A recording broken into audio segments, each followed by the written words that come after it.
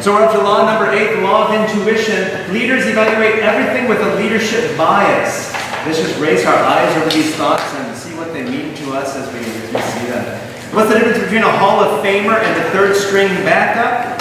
John Maxwell says it's intuition. Some people see things that other people can't, and that's what separates the Hall of Famer, who's throwing the ball at the right place at the right time, from the third string quarterback.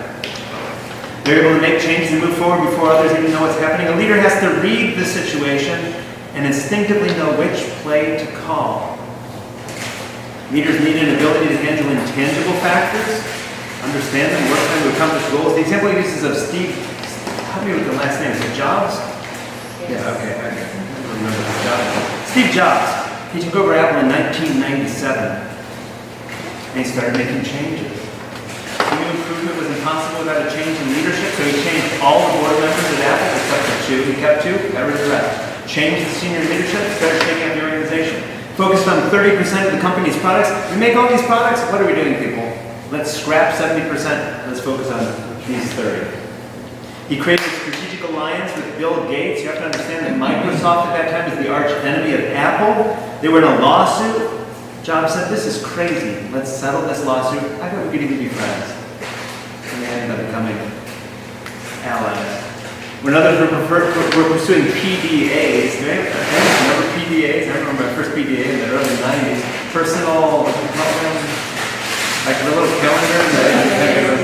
Personal.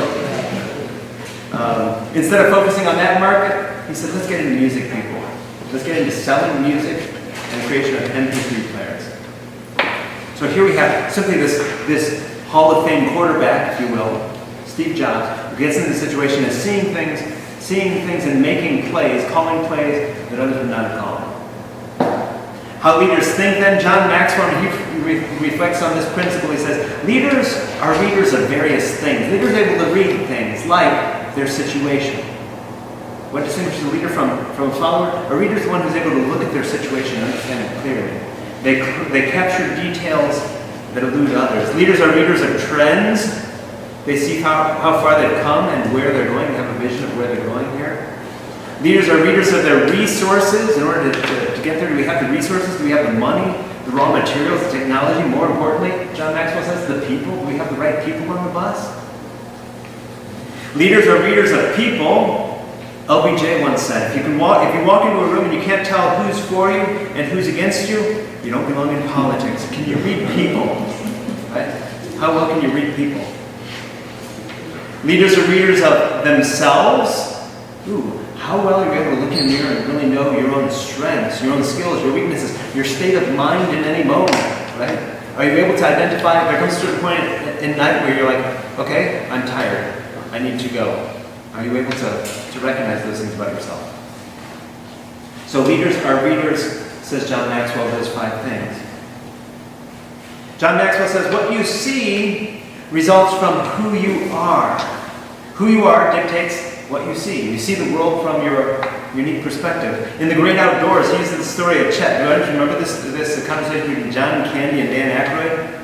Chet is speaking with Roman, a wheeler dealer who looks at the forest. And when he looks at the forest, he is ready to exploit that forest. He sees all the products that he can make out of that forest. He sees the paper mill, the mining operation, the greenbelt, the waste management facility. And Chet looks at the same things and says, I just see trees. What do you see in any given situation? He's suggesting that's what separates leaders from those who are not leaders. He suggests that there are 3 levels of leadership intuition. Those who naturally see it, those who are nurtured to see it, and those who will never see it. I personally am not so sure I'm comfortable with this, those who naturally see it, because those who naturally see it, it's as a result of their own experiences. We're all formed in a certain way. And so he suggests that there are people who instinctively understand people. I would suggest that it's due to their interactions with people. For whatever reason, they come to understand people in a way that seems natural. He says there are others of us who are nurtured to see it. We develop our abilities rather than being naturals. And those who will never see it. Those who are if we were to be honest, they're always going to be followers. They're always going to see the trees. They're not going to see anything differently than that. Leaders solve problems using the law of intuition. When they face a problem, they automatically measure it and begin to solve it. Anytime they see something that needs to be done, they're the ones who are thinking through, okay, how do we get this done? It says leadership is an art. The principles, we're talking about the 21 irrefutable laws, the principles, right? Certain principles remain constant, unchanged, but the application of those principles all depends on the leader and the situation. Leadership is situational. We've talked about this before. You may be a leader in one situation, one context, in one group. In another group, not so much. It's situational. For reflection then, various questions that he includes in his workbook. Some of us have a textbook, some of us have a workbook. In the workbook, he uses questions like, how would you rate your ability to read others? Can you tell what others are feeling? When you look around a room, can you tell what certain family members or co-workers are thinking or feeling? How will you read people? Can you think of examples where leadership intuition accelerated one organization over another? I have a feeling we have some great exercises in leadership intuition in what we're doing here. That is to say, there's some reason that we've experienced growth and certain successes in ways that perhaps certain other people haven't. And I suspect maybe deal with the way in which we as a group are reading situations and people. Describe a time when intuition affected an organization. What's your leadership level? How has intuition affected your performance and leadership ability? Which presents the greatest challenge for you? Of all those, leaders are readers of certain things. Which are you strongest at, and which could you maybe be growing at?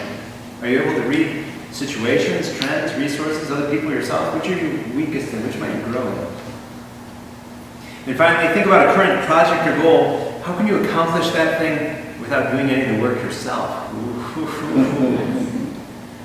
Ooh, think about this, because this is probably at the essence of leadership. Community organizers say, one of their maxims is, don't do anything that someone else can do. It's not about being lazy, but it's about thinking, okay, we have certain things that need to get done. Don't do anything that other persons with the proper invitation and training and motivation that they could do. Don't get me wrong, I could decorate the church. We tend to pick on our environment committee here, right? How do we involve more people in that? Did you see what happened tonight during our Bible study? There were volunteers. I don't pretend to know how it happened, but somehow they wanted to come and give of their time, helping with the decoration of the church while we were sitting back here. They took down all the Christmas decoration while we were here.